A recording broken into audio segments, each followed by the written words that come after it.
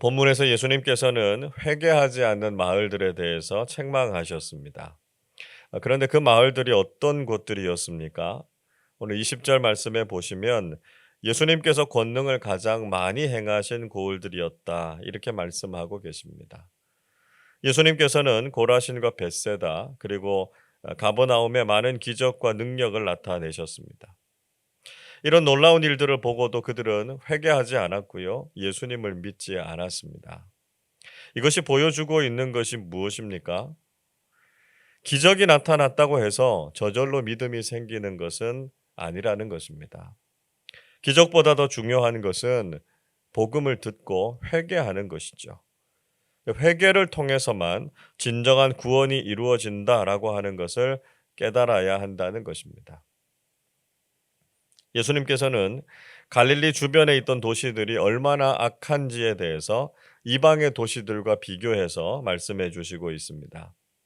21절의 말씀 보시면 만약에 고라신과 벳세다에 행하셨던 모든 권능과 기적을 두로와 시돈에 행했다면 벌써 그들이 회개했을 것이다. 이렇게 말씀하셨습니다. 또 예수님께서는 가버나움의 교만에 대해서도 지적하셨습니다. 23절 보십시오.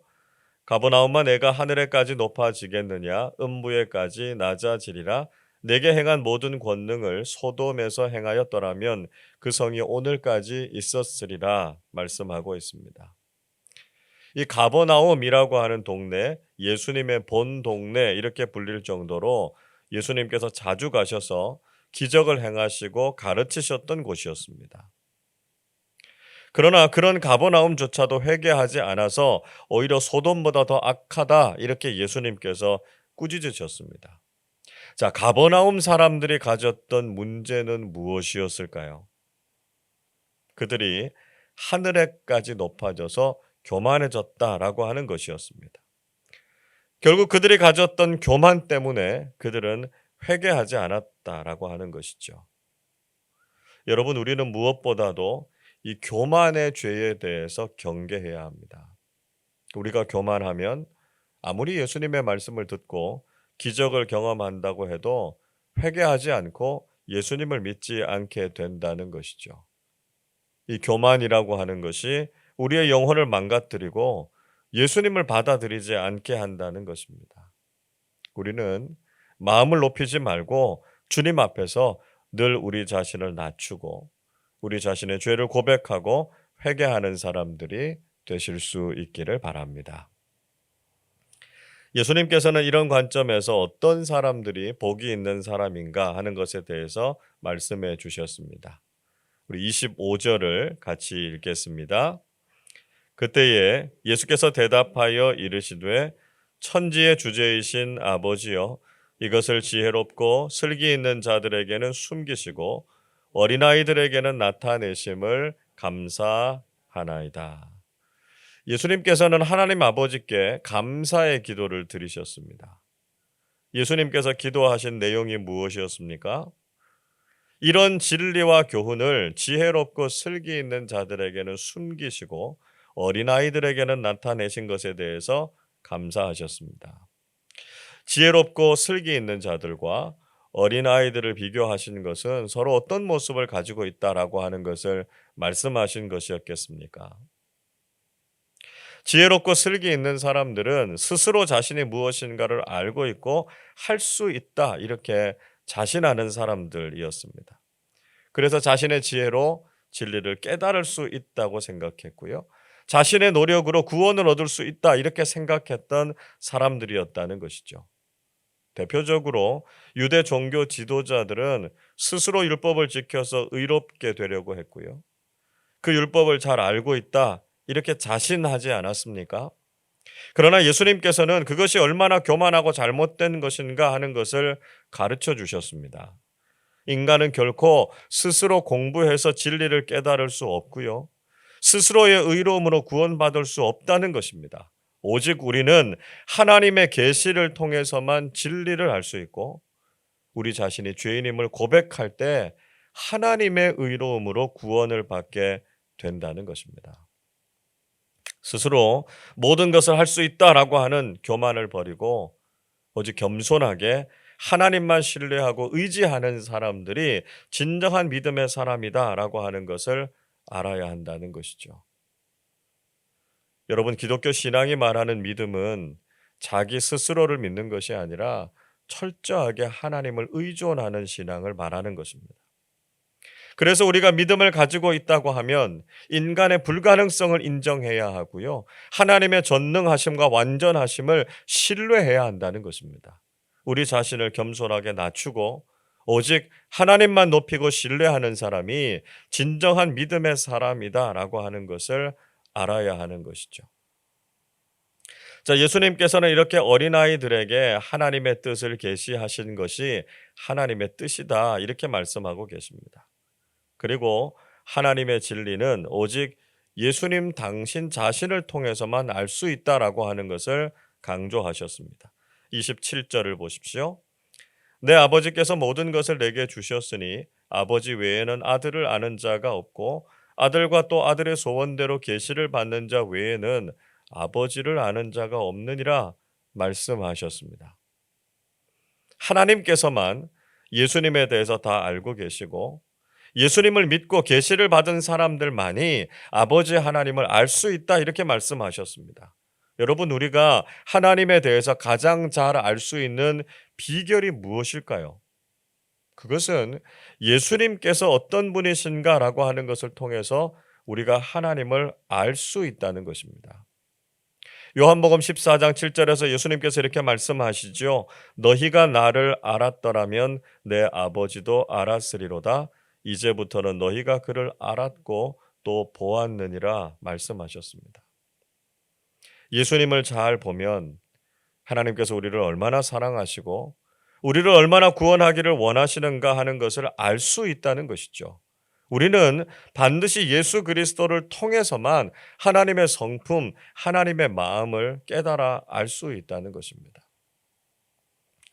예수님께서는 바로 당신 자신에게로 우리를 초청하고 계십니다. 28절 말씀을 우리 같이 읽어보겠습니다. 수고하고 무거운 짐진 자들아 다 내게로 오라. 내가 너희를 쉬게 하리라. 예수님께서 우리 인생을 향해서 수고하고 무거운 짐진 자 이렇게 부르셨습니다. 그만큼 지금 우리가 살아가는 인생이 수고롭고 힘든 인생이다라고 하는 것을 예수님께서 이해하신다라고 하는 것이죠. 우리가 앞에서 살펴봤던 것처럼 예수님께서는 우리가 목자 없는 양과 같이 방황하고 곤고한 삶을 살아가는 것을 불쌍히 여기시는 분이십니다. 그래서 예수님께서는 그런 우리에게 참된 안식과 쉼을 주시기를 원하신다고 말씀하셨습니다. 예수님께서는 우리를 부르시고 우리를 쉬게 하시겠다 말씀하고 있죠. 우리도 인생을 살아가면서 참된 쉼과 위로를 간절히 바라고 있지 않습니까? 과거에는 일을 많이 해서 빨리 성공하는 것을 목표로 삼았다면 요즘은 여가를 즐길 수 있고 진정한 쉼이 있는 삶을 갈망하고 있습니다. 그래서 일을 줄이고 여가 시간을 늘릴 수 있는 직장을 선호하고 있고요. 여행이나 취미 생활을 통해서 힐링을 경험하기를 원하죠. 심지어는 아무 생각 없이 그저 멍하니 앉아서 주변 경치를 바라보거나 바다나 불 같은 것들을 바라보면서 힐링한다 이렇게 말하지 않습니까? 그러나 이런 것이 우리의 삶에 진정한 쉼과 위로가 되지는 못한다는 것입니다. 예수님께서는 오직 우리가 당신께로 갈 때만 진정한 안식이 있다 이렇게 말씀하셨습니다. 성 어거스틴이 고백록에서 이렇게 이야기하지요. 당신은 우리를 당신을 향해서 살도록 창조하셨으므로 우리 마음이 당신 안에서 쉴 때까지는 편안하지 않습니다. 이렇게 말했습니다. 우리는 오직 예수님 안에서 주님과 함께 있을 때만 참된 쉼과 안식을 누릴 수 있다는 것이죠.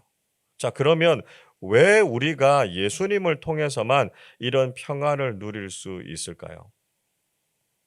우리 29절도 같이 읽어보겠습니다. 나는 마음이 온유하고 겸손하니 나의 멍에를 메고 내게 배우라. 그리하면 너희 마음이 쉼을 얻으리니. 예수님은 마음이 온유하고 겸손하신 분이시다 말씀하고 있습니다. 예수님의 책망을 받았던 사람들처럼 스스로 교만해져서 마음을 높이는 것은 구원과 안식을 누릴 수 없다는 것이죠.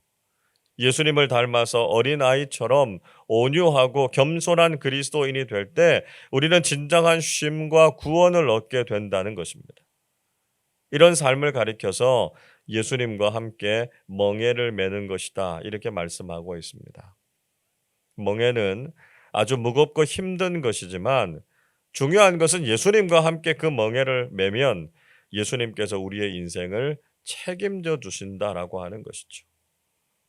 멍에를 매는 것처럼 지치고 힘든 인생을 살아갈 때 우리가 어떻게 안식과 평안을 누릴 수 있습니까?